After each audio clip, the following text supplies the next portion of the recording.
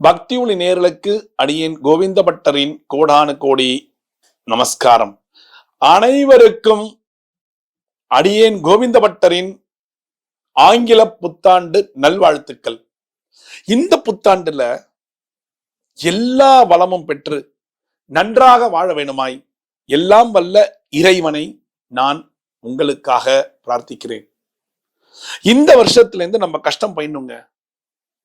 எத்தனை நாள் தான் இஎம்ஐ கட்டினே இருக்கணும்? வீடுக்கு போயிடணும்ல, ஒரு ரெசல்யூஷன் எடுங்க. அதுக்கு அடுத்தது, சார் சின்ன போன் வச்சிருக்கேன் சார், நல்ல போனா வாங்கணும் என்னோட ஆசை. அது இந்த புத்தாண்டுல நீங்க வாங்குறீங்க. அதுக்கு அடுத்தது இது மாதிரி ஒவ்வொருத்தருக்கு நிறைய ட்ரீம் இருக்கும் இல்லையா? அந்த ட்ரீமை நீங்க ஃபுல்ஃபில் பண்ணணும் தான் எல்லாம் வல்ல இறைவனை என்றென்றும் உங்களுக்காக பிரார்த்திக்கும் உங்களின் கோவிந்த பட்டர். இந்த வருடம் நீங்கள் செய்ய வேண்டியது என்ன செஞ்சா இந்த வருஷம் முழுவதுமே நீங்க ஹாப்பியா இருப்பீங்கிறத சொல்ல போறேன்.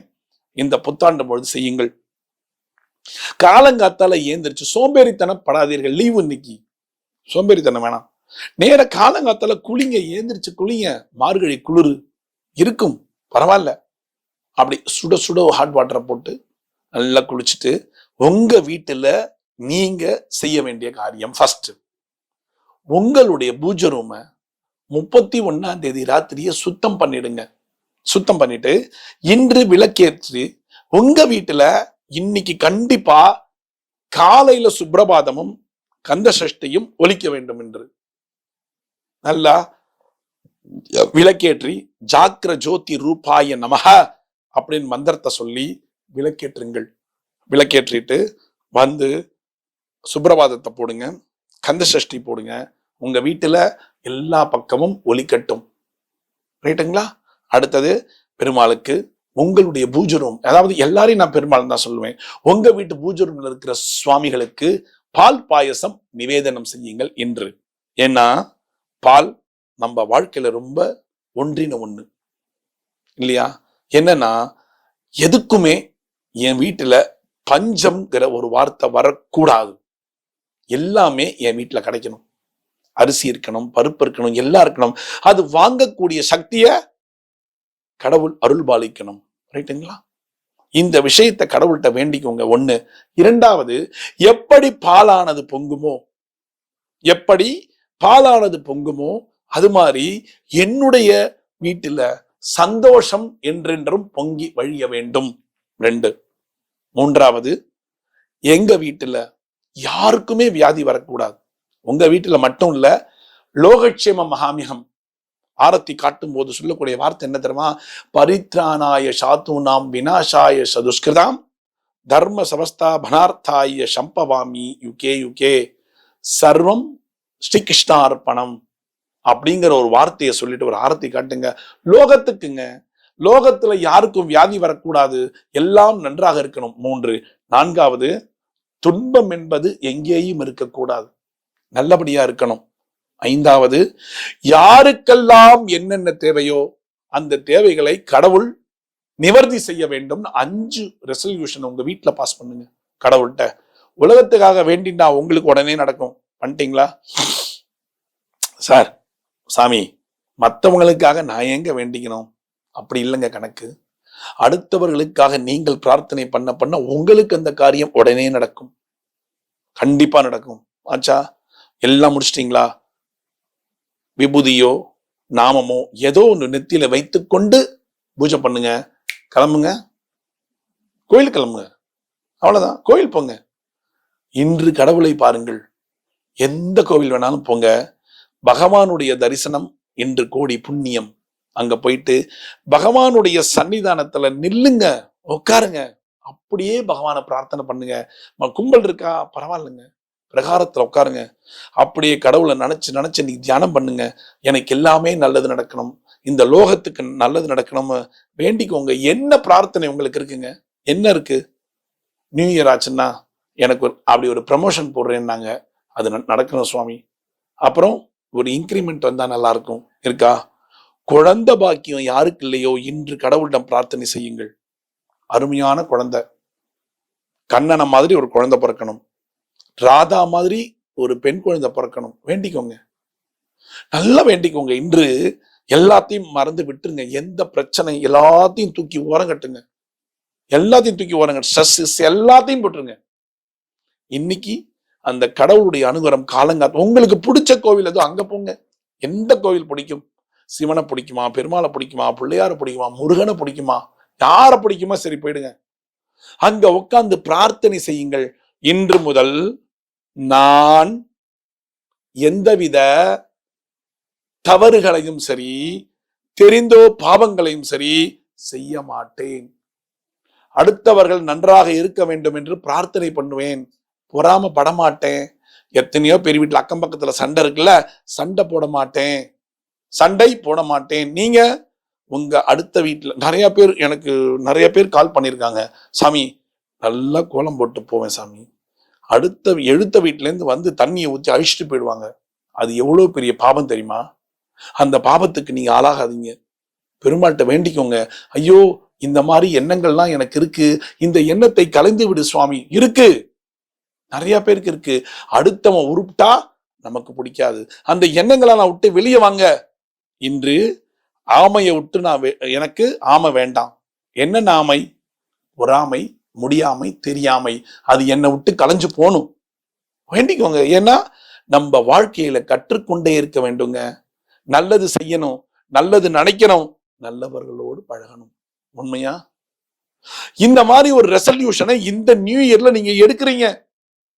2025 முடியும் பொழுது பாருங்கள், ஒரு பெரிய லெவல்ல இருப்பீங்க நீங்க.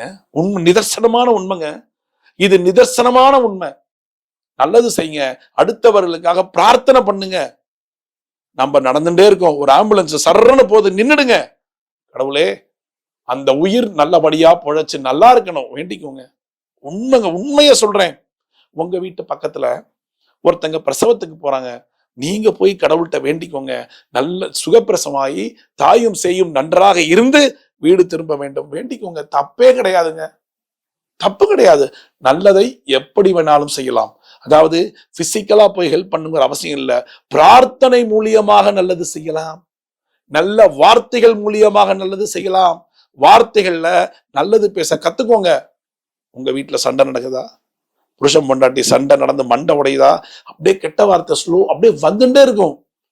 இன்னைக்கு இந்த நியூ இயர்ல ஹஸ்பண்ட் ஒய்ஃபும் கோவிலுக்கு போங்க. 2 பேரும் ஒருத்தருக்கு ஒருத்தர் சத்தியம் பண்ணிக்கோங்க கடவுள் முன்னாடி. நான் இனிமே உங்களை சண்டை போட மாட்டேன், இனிமே நம்ம கெட்ட வார்த்தை பேசக்கூடாது, சத்தியம் எடுத்துக்கோங்க. யாருங்க? அந்த பொண்ணு உங்களை நம்பிதானே வந்தா, மனைவியாக உங்ககிட்ட தானே வந்தா. தன்னுடைய சொந்தங்கள் எல்லாம் விட்டுட்டு, சொந்த பந்தம் எல்லாத்தையும் விட்டுட்டு நீ மட்டும்தான் முக்கியம் வந்தால, அந்த பொண்ணை போய் அடிச்சு உதைச்சு அதை வெளியே தள்ள என்னங்க லாபம்? இல்லை. அதே மாதிரி மனைவியானவளும் சொல்லுகிறேன், கணவன் யாருக்காக வாழறாங்க? உங்களுக்காக தானே. அப்ப அந்த கணவனை நல்லபடியா காப்பாத்தி கணவனுக்கு என்ன வேண்டுமோ அதை செய்ய வேண்டும் என்று நினைச்சுக்கோங்க.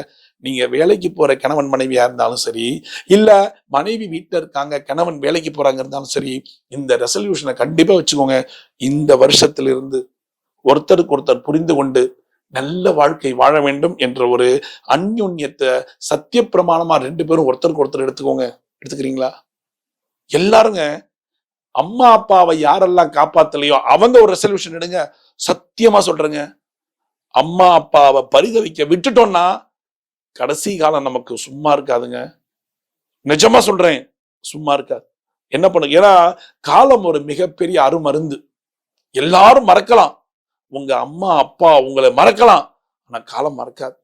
அதுக்கான தண்டனை உங்களுக்கு கொடுக்கும், ஞாபகம் வச்சுக்கோங்க. அதனால அம்மா அப்பாவுக்கு தயவு செஞ்சு சோறு போடுங்க. கடைசி காலத்துல யார் இருக்கா? அவங்களுக்கு நீங்க தாங்க இருக்கீங்க. உங்களை பெத்து வளர்த்து ஜுரம் அது இதுன்னு ஓடி ஓடி டாக்டர்கிட்ட ஓடி போய் என்னுடைய பையன் நல்லா வந்துட்டாங்க பா, நல்ல கம்பெனில வேலையில இருக்கான், ஐயோ அவன் நல்லா இருக்கணும், அவன் நல்ல குடும்பம். நீங்க என்னதான் உங்க அம்மா அப்பாவை எட்டி உதைச்சு வெளியே தள்ளினாலும் 2 பேருமே நீங்க கெட்டு போகணும்னு நினைக்க மாட்டாங்க. அதுதாங்க தாய்மை உள்ளம், அதுதாங்க தந்தை. அதனால இந்த வருஷம் உங்க அம்மா அப்பாவை காப்பாற்றணும் வேண்டிக்கோங்க. அடுத்தது, சொத்துக்காக குடும்பங்கள் பிரிந்து போகிறது வேண்டாம். சொத்தெல்லாம் சம்பாதிக்கலாம், ஆனா குடும்பத்தை சம்பாதிக்க முடியாது. உண்மையா இல்லையா? அக்கா தம்பி அண்ணன் தங்க அவங்க பசங்க இவங்க பசங்க எத்தனை பேர் இருக்கும், சொத்துக்காக அடிச்சு அடிச்சு ஒருத்தர் பேசாம போய் அடுத்த ஜென்மத்துல நீங்க அக்காவோ அண்ணனோ தம்பியோ தங்கையோ பிறக்க முடியாதுல்ல. இந்த ஜென்மத்துல நீங்க அண்ணனா தம்பியா பிறந்திருக்கீங்க, அடுத்த ஜென்மம் தெரியாது. தயவு செய்து நமக்கு வரக்கூடிய அகங்காரம், ஆணவம், எல்லாத்தையும் ஈகோ எல்லாத்தையும் விட்டுருங்க. மனிதனாக வாழ்வதற்கு இந்த வருஷத்துல இருந்து ஒரு ரெசல்யூஷன் எடுங்க. நம்மளும் நல்லா இருப்போங்க வாழ்க்கை இல்லையா? அடுத்த ஜென்மம் தெரியாது. யாரா பிறப்போம்? நாயா பிறக்கலாம், பன்னியா பிறக்கலாம், கழுதியா பிறக்கலாம், சிங்கமா பிறக்கலாம், புலியா பிறக்கலாம், இல்ல பிறவே இல்லாம போயிடலாம், பிறவியே இல்லாமல் போலாம்.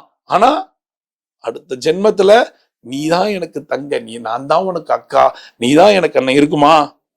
இருக்காது. ஒரு உடல் இறந்து போய்விட்டால் அந்த ஆன்மாக்கு யாரு அண்ணன், தம்பி, அக்கா, தங்க, அப்பா, அம்மா, தாத்தா, பாட்டி எதுவுமே தெரியாது.